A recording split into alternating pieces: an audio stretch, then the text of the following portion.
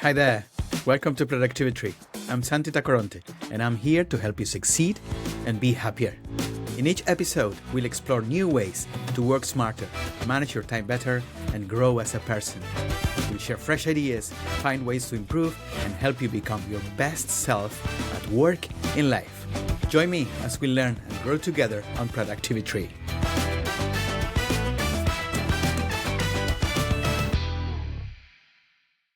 David Pereira is a product leader with 17 plus years of experience. He's sharpened his skills by leading diverse teams from startups to giant corporations. Since 2020, he has openly shared his mistakes, failures, and insights on Agile product management, reaching over 10 million readers worldwide.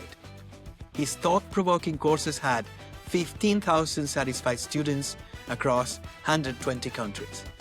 Let his unique expertise inspire your journey. David, welcome to the Productivi-Tree podcast. Thank you. I'm glad to be here. David, you've been working for years in product management. You're a legend, a guru of project management, and you're known for calling out BS in product management. What is it, and what are the biggest trends in BS product management in the teams today? It's important to give a bit of context because sometimes when I call that, people think that I'm pointing fingers. So let's start with the following. For many years, I have been working with product and I had no idea how what I did created value. And then I had a realization that I was not doing product management because I was doing something else. And then I started saying like, I need to change that, but what is the name of what I'm doing now? Because it's anything but product management. And then I realized there were some things getting in the way. And then I was thinking, who is the antagonist of product management? And then I came up with the idea of bullshit management. That was the term. And how I define that is the art of doing things that create no value, but drain your energy. And why do I say that? If you're doing something and you have no idea how that drives value, there's a big chance you know what you're doing. It's BS management. Can you give us a quick checklist? Something high level. What separates a productive product manager from a performative one? Sure. We can start with the backlog. If you are trapped on the BS management, you're going to have a bloated backlog with everything in, and you have a hard time explaining how that will help you drive desired outcomes. But if you're doing real product management, your backlog will be lean, focus on what matters most right now. And real product management means that you dare to remove things that become outdated, so you don't keep them in the backlog for the sake of it. This is one aspect. Another aspect is how decisions are made. When it comes to the BS management, decisions are either made based on consensus, saying that everyone has to weigh in what they think, generally leading to opinion-driven decision-making. So you don't get the best option on the table. You get actually the worst because you're going to deny, for example, expertise, evidence, because opinion will matter most. Whoever is in the room will make the decision. But solid product management will be like this. What do we know? And what is the best step forward? So you look at what you know and you move forward. So you use evidence to progress. These are a few examples that happen. You've written that most teams build roadmaps, but not real products. What do you mean by that? So the thing is, as humans, stepping into the unknown is something we don't like because it's unpredictable. It makes us feel uncomfortable. We don't know what is going to happen tomorrow. For example, we arrive to work. What am I going to do today? And when I'm going to talk to my boss, what is the thing that we should be doing? It's hard to explain. So we come up with a roadmap. We know everyone is busy doing things. So they will be working on something. But then we don't know how that will create value. And I say it's like placing all of your chips in one place. So it's a bet all in. So if it's fine, what is in the roadmap, everybody's happy. Then we deliver something of worth. But we focus on creating something and the learning cycle is very long. because we are going to learn if something worked or not, maybe 3, 4 months, 6 months from now, and that's too late. And that's why I say you cannot create a product like that, because you are just placing bets, and very considerable bets. Product management would be like, all right, so where do we want to be? For example, you want to reach this part here. How do we get there? What is something we can do this week to learn, next week, and so on? And you gradually adapt so you get where you want. So the solution you may have foreseen in the beginning is something that will evolve and transform into something completely different because you learn fast. So are you saying that we need to kill roadmaps, shorten them? And I fully agree with you. I've seen roadmaps with vision in 5 years, and I look at them and I say, well, good luck if this will ever happen, and good luck if this will bring any value to the product. Because at the pace that the society also changes, putting roadmaps with 3 years. So how do you build a roadmap that somehow meets the assurance of humans that we have a plan, because it's all about a plan, and how you balance it with building something that is valuable for you? So it depends a lot on the risk aversion of the place, let's say, in the size of the company. I see generally 2 ways that could be helpful. My favorite way is setting the desired outcome. So your roadmap, say like, for this quarter, that's what we want to reach. For example, you want to, let's take an e-commerce. Maybe you say, we have a huge sign up, and then once people sign up, they never get activated because they don't come back. 50%, we lose 50% of them. So we want to start getting people activated, and we can engage them. So you have this desired outcome. So you can work on that. You have no idea how you're going to do that. That's one example, but you have clarity on what you are supposed to achieve, then you can explore. This is one example, but that has a high level of uncertainty. Another one is if you take a big organization, you can say the area you would like to work. For example, what is most important for this year? You can say for this year, it is expansion. So we want to explore different audience. So we're going to focus on this audience, and we want to move from, for example, 0.5% of our whole audience to this. We want to reach 5% of them. That's our objective, a new audience and so on. It's expansion. So you know the area you would work. How you're going to get there is you don't know, but the clarity you have is where you would work. And that's the difference I like sharing with people. And I also tell people we can have some bucket strategy. For example, in whatever quarter, you can dedicate maybe 70 to 80% of your team's capacity to innovation, to something that you want to expand. And you can say there are maybe 20% for keeping the lights on. There are things you just need to do it because it's necessary. There's new technology coming in, and you have, for example, some code that will need refactoring for different reasons and so on. You can invest that time. But it's important to make it transparent. And I generally move from estimation to investment because it's a very different question. If you ask someone, how long does it take to do that? The person will immediately start thinking about implementing a solution. And if I ask a different question, what can we do in 2 weeks? Then people will start thinking what they can do to solve the problem in those 2 weeks. It's a very different mindset because you are going to think about what is essential. While on the other one, you think about like, what do I need to do to implement the solution, assuming the solution is the right thing. David, what is one myth about product management that you believe is actively harmful? One myth is that product managers need to feed software engineers. So I think someone once said that product managers define the what and software engineers define the how. So that means you have to feed them with what they should achieve. Then there are some software engineers that expect product managers to write, for example, precise backlog items, sometimes even aiming, you have to write a minimum of 5 acceptance criteria, and I'm going to do what is in the acceptance criteria. And if it's not there, I'm not going to do it because you didn't tell me to do. So this is very harmful for everybody. Let's talk about product rituals.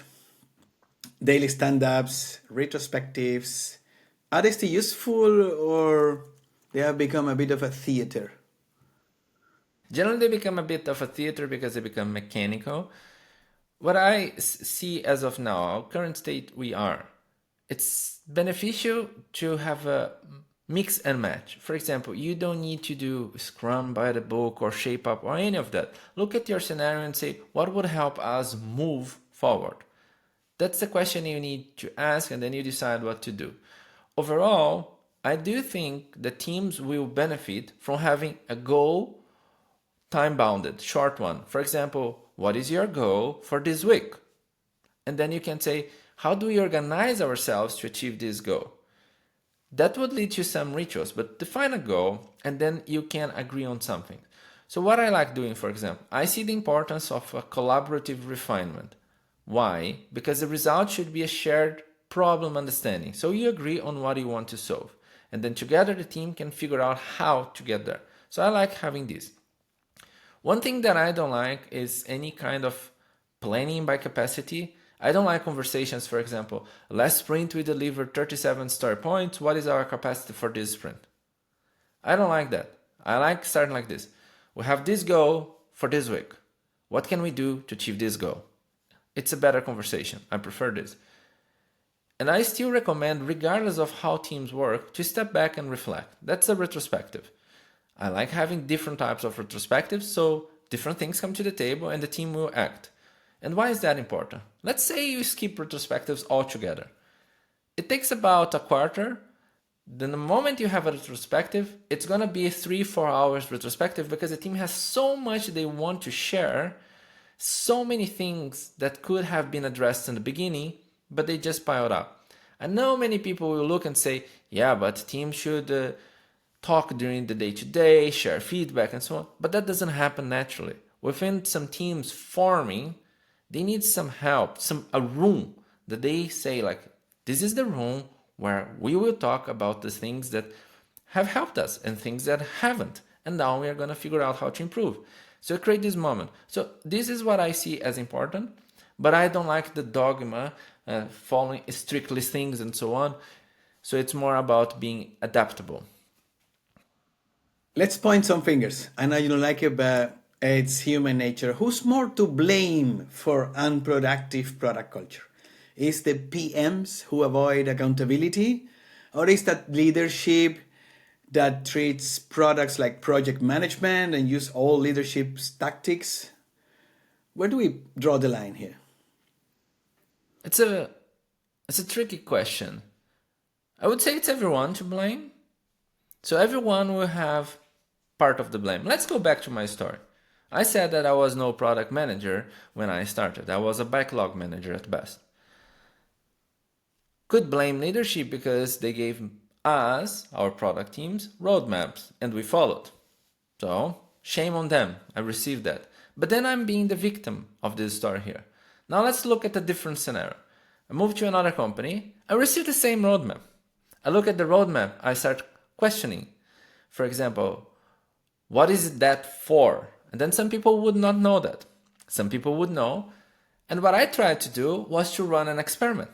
And then I ran an experiment. Within the result, I presented to leadership saying like, hey, I talked to 10 customers and the evidence is showing me that they actually don't need this.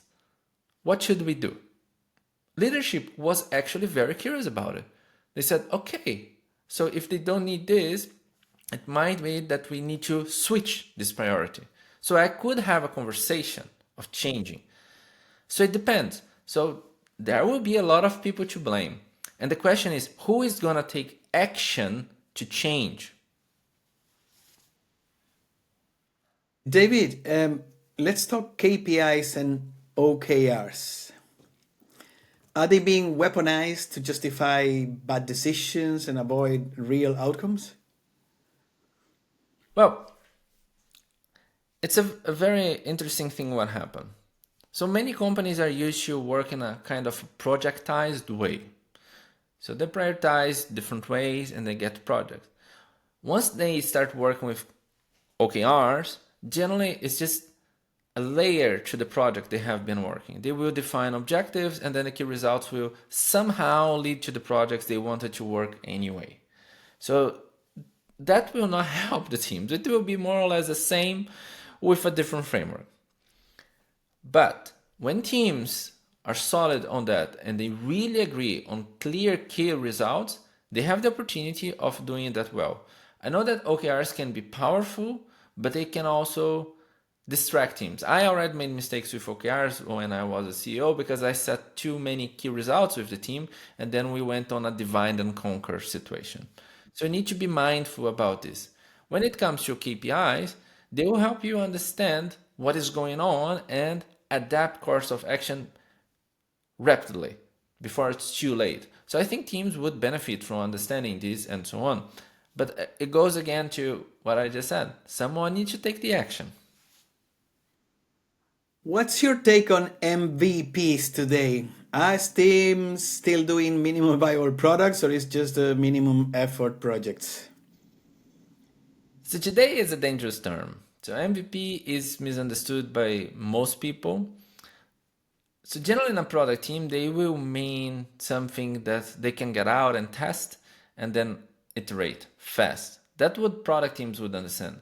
But still many business people will convert an understanding of MVP to first version. So their expectation is very different, and there will be people who want to, for example, avoid damaging the brand because you don't want to put something there that is lower than the expected quality just to get people speaking about it. So I don't like using the term MVP anymore because it creates confusion. I like using the term, actually a question, how do we know this is the right thing to do? And then I ask again, what can we do today to get some evidence that shows us that is the thing to do? And then if people say like, today is not possible, we need more time, I say, what can we do in a week? And I keep bumping that until I find an answer that I like. Generally somewhere between a week and two that we can get something that we can already start learning gradually. And that leads to better conversation. So kind of, I suggest teams doing an MVP without talking about MVP, because then they will have better conversations. Should product managers be technical or just business experts? That's a question I get all the time. And my view is the following. Product managers need to understand how to connect the dots. So you need to know, for example, when a software engineer is talking about like cloud and talking about APIs and talking about queues and so on, you know how the boxes connected, and then you can help them have better conversations. Why am I saying that? Sometimes they're going to talk to the team and they will look at you and say, this is super complex. They will load you with terms and say, it's going to take 3 months to do it. If you lack the technical expertise, there's not much you can do there. So you will need to ask a few questions and so on. But one thing, once you have the technical expertise, you develop a nose for misunderstanding. So you realize there's something wrong there. I had a situation once, it was in Germany. I came to the team and I said, we have an issue in Australia and users there cannot access our application. It's taking too long for them. So we need to do something about it. And then software engineers talked and they came to me and said, it's going to take from 2 to 3 months to upgrade our infrastructure in AWS and so on, so it will be scalable there and so on. I said, why is that? And I said, well, because it's super complex. They loaded me with Kubernetes terms and everything else and so on. And I said, okay, let's go back to this. What is driving complexity? Break it down to me. What are the things you need to do that drive complexity of this aspect? And then someone said, the thing is about our CMS. Our CMS today is hosted in Frankfurt. And if you want to have editors in Australia adapting the CMS, that would be troublesome. I said, but I didn't say that we have trouble with editors. I said we had trouble with people accessing the result of what editors create. And then someone looked at me and said, this is easy. I can just adapt something here. It's going to take about 2-3 hours only. Because it's a smaller thing that we need to do, not the big one. So that would help because then you know the questions you should ask. I am a technical person, but I was a software engineer in the beginning, but today I tell product managers, get the minimum understand of your current infrastructure. How does it work? What does it do? And how it connects? Then you can talk better with software engineers. Because if you are highly technical, it's a bit dangerous because then you will fall prey to the thing of feeding software engineers. But now going back to the business acumen, that is mandatory. This is the part where it's not negotiable.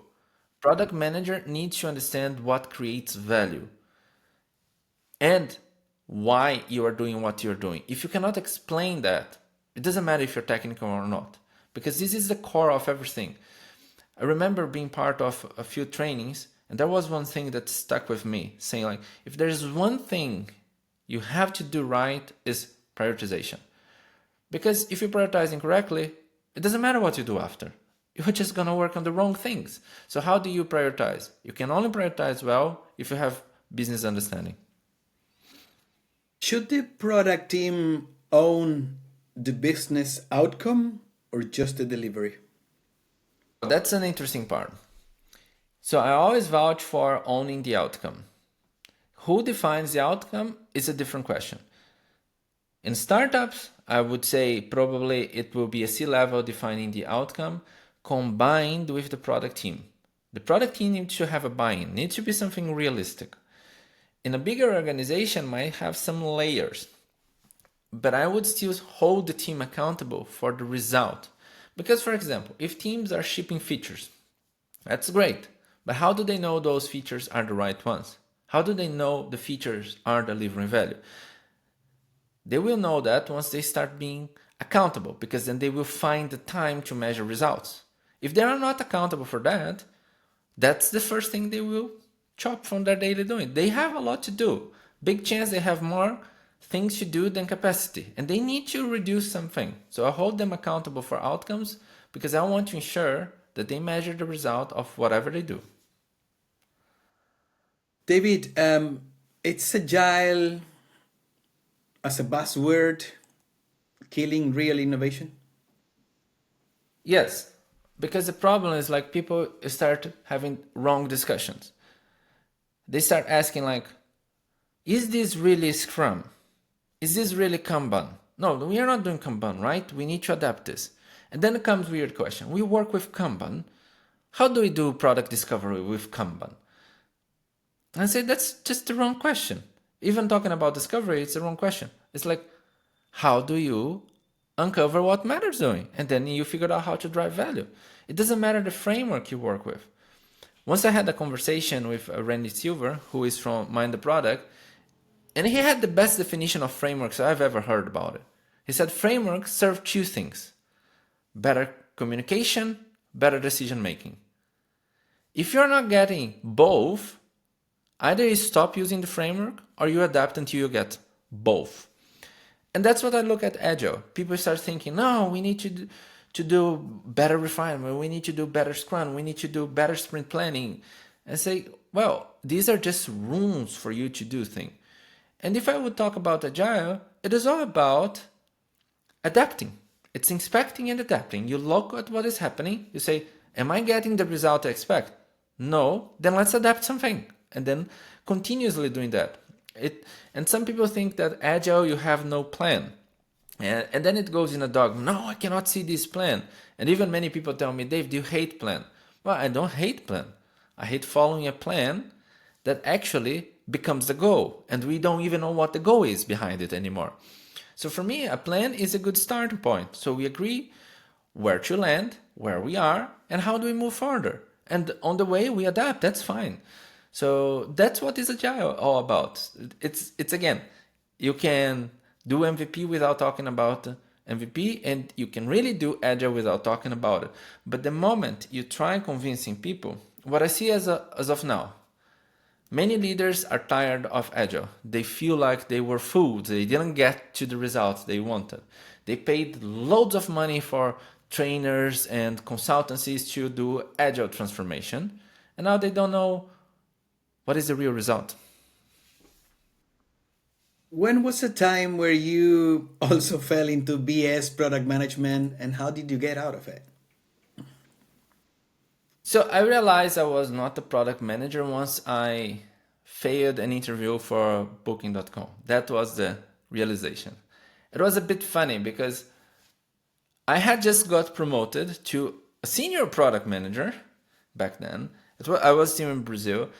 And then I switched my LinkedIn to English and I started getting contact from companies from abroad. And Booking was one of them.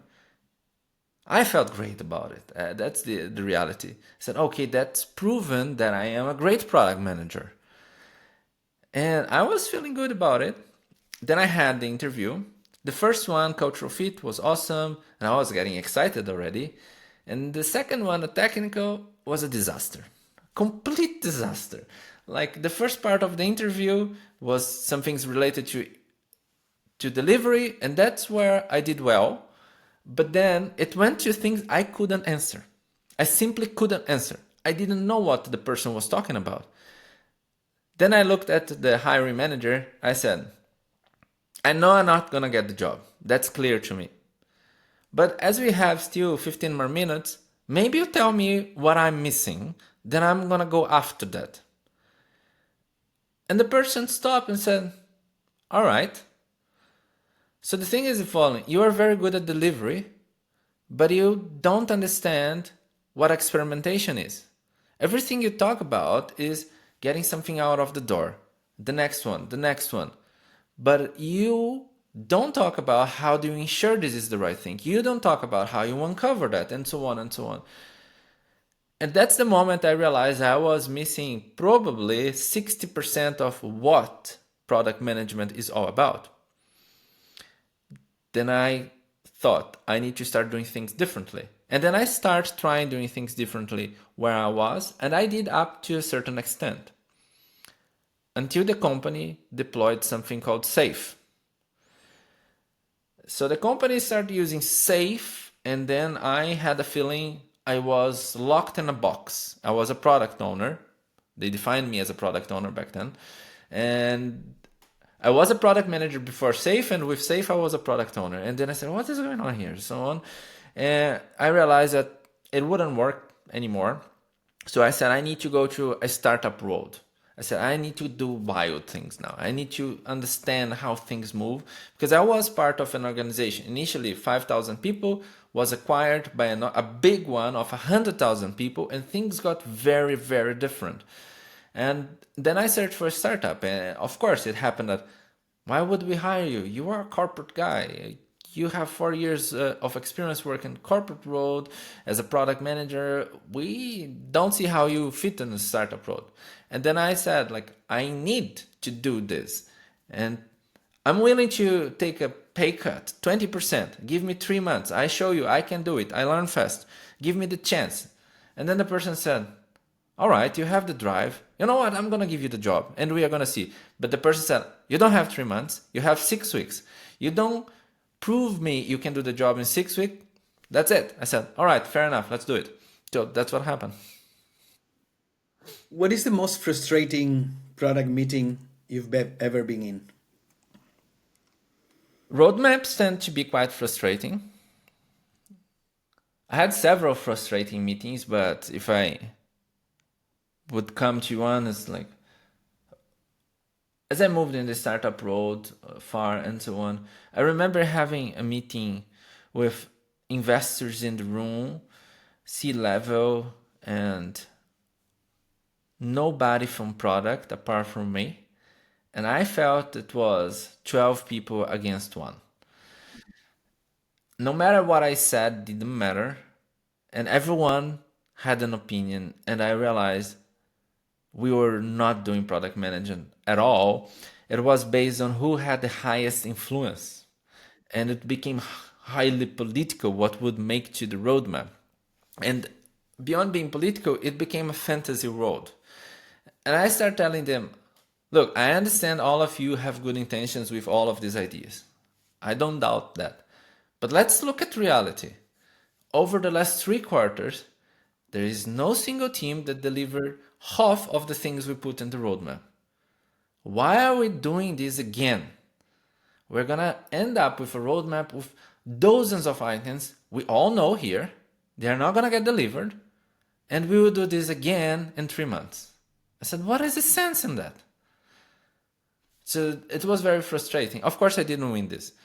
We went again to all of this big roadmap and so on and so on. But that was quite frustrating.